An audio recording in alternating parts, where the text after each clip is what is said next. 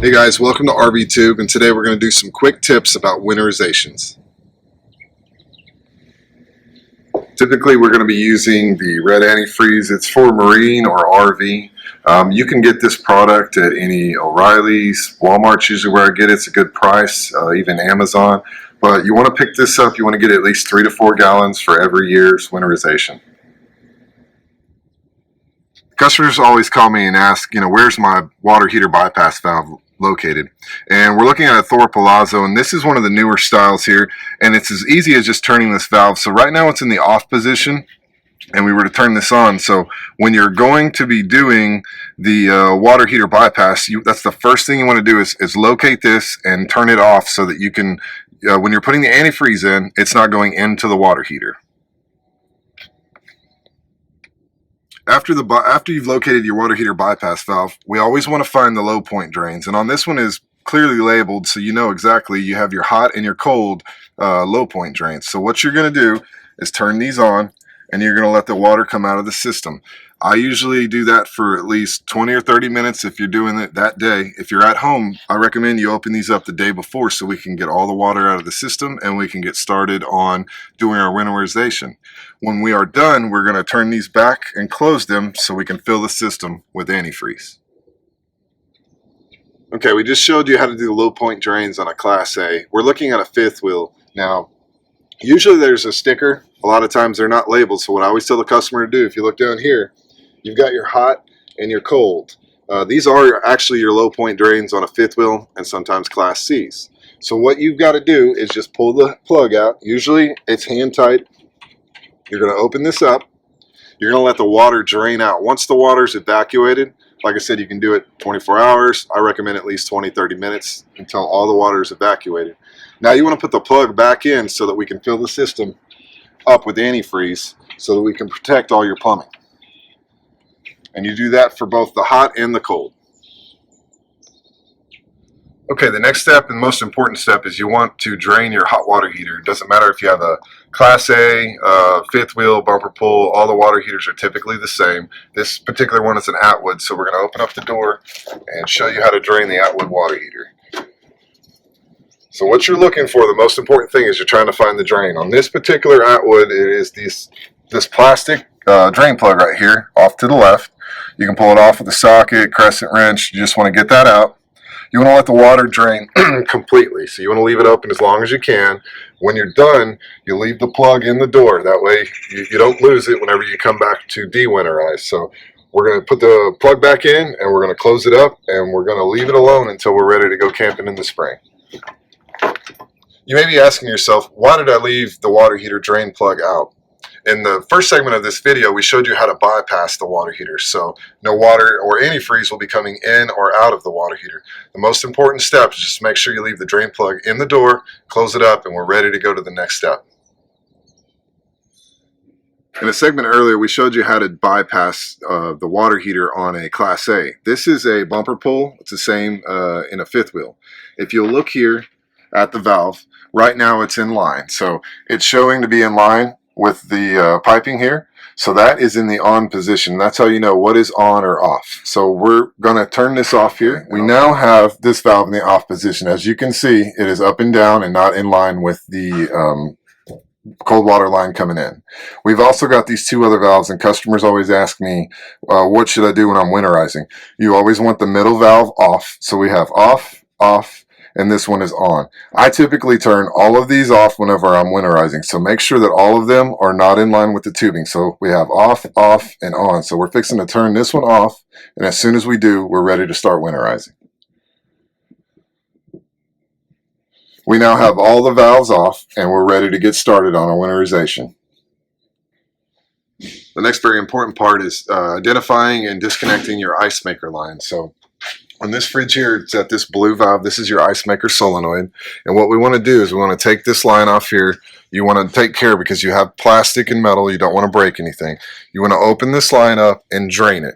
Next, we're going to show you where to turn it off on the inside so we can do our winterization and put the antifreeze in, and the antifreeze won't come through the line.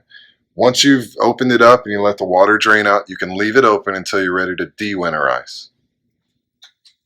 Locating your ice maker line water cutoff, it's typically either under the sink, such as this one here, so we're going to be opening the cabinet, be looking around there for the area for that valve, or sometimes it's underneath the refrigerator, and you just have to remove some panels to find it. Okay, the next thing that we want to do is turn off the ice maker line water line. So it's this valve right over here. You guys can see that there's a T handle. What you want to do is turn that in clockwise to shut off the water. And then after you do that, we're ready to start winterizing. Just want to show you another quick tip on how to winterize the toilet. So while you're putting the antifreeze through the water pump, you're going to be flushing the toilet several times until you see the pink come into the bowl. Also, a lot of people forget, if you have a toilet sprayer, you want to also get the antifreeze to go through it. So while you're flushing, hold the sprayer down until you get a good amount of pink coming through. Then you can wipe it off, hang it back up. And what I typically do, if I'm going to be letting it sit for a while, there is an O-ring inside the bowl. So I will take the actual antifreeze and dump a little bit and let some antifreeze sit there. And it's going to keep that bowl and that seal lubricated so you don't have any issues in the future. One of the last things that I do when I'm done with my winterization is I will pour some of the antifreeze into each sink so that I fill the P-traps, because that's one of the lowest points. You don't want any water sitting in there and breaking the P-traps. So if you fill them with some antifreeze, you can just pour about a cup's worth or just pour it straight out of the bottle, and then you're good to go. And for some of those new RVers out there, here's an example of what a P-trap looks like.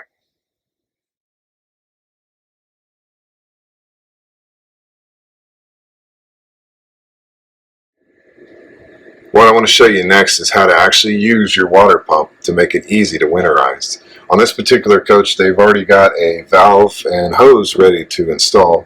So you're just going to pop the cap off, break the foil seal. I'm going to put this all the way down into the bottom of the gallon here. And then this particular one has a valve back here. You're going to open up that valve. Now when you turn the water pump on, it's going to suck all the antifreeze into the system.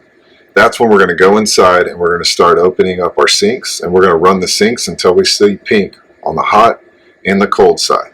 Same thing with the shower, toilet, and all the other sections that we did before. So all you've got to do is keep putting your antifreeze into the system. When you run out and it gets low, that's not a big deal. You just replace it with the next bottle. Usually takes at least 2 to 3 gallons per coach, sometimes more. I typically would buy 1 extra gallon just in case. While you're winterizing and you're in your wet bay, don't forget to do the outdoor shower. So while you're still putting the antifreeze through the water pump, you want to open up the hot and then the cold, and you want to get pink antifreeze coming out of the actual shower head. Once you've got enough pink coming through, you want to shut these off, and then you can set this up. So now this has been winterized because you've got the antifreeze in the system. While we're here, I want to most importantly talk about your freshwater filter. This is going to collect all the debris and give you clean water going inside. So we don't want to get any antifreeze in here. What you want to do is take the actual filter out. You can pull this off, pull your cartridge filter out. You can put it in a baggie or get a new one for next year. So what this is going to do while we're winterizing is this is actually going to fill up with antifreeze. So we want that to happen to protect your freshwater filter. And while you're using your water pump, and if you're having any trouble for the antifreeze not pumping into the system, I get this call a lot where they're trying to use it.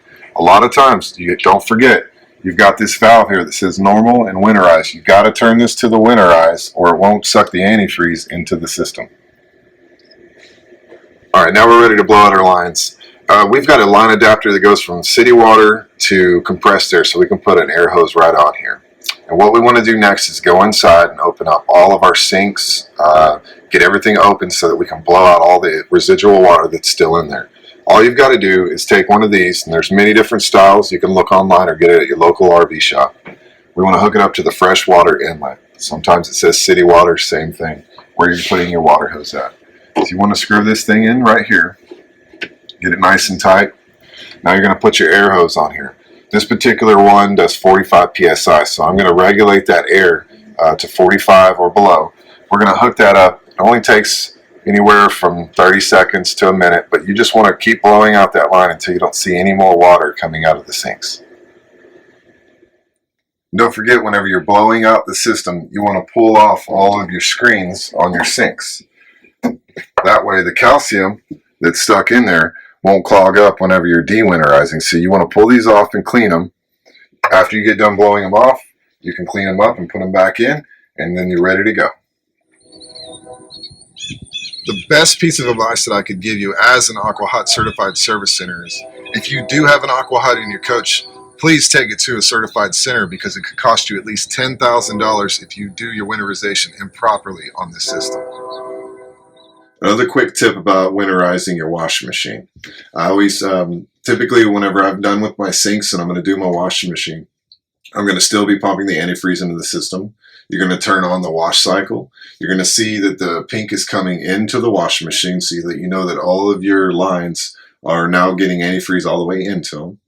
I will then stop the washing machine, pour some antifreeze actually into, put about a half a gallon in here into the washing machine, and then I'll put it on the drain cycle. And what that'll do is get antifreeze into the fresh water lines, and then now you're going to be draining out antifreeze into the drain, so that your P-traps and everything's covered, so the washing machine be ready to go for your winterization. That's it for our video today, and as always, thank you for watching RVTube.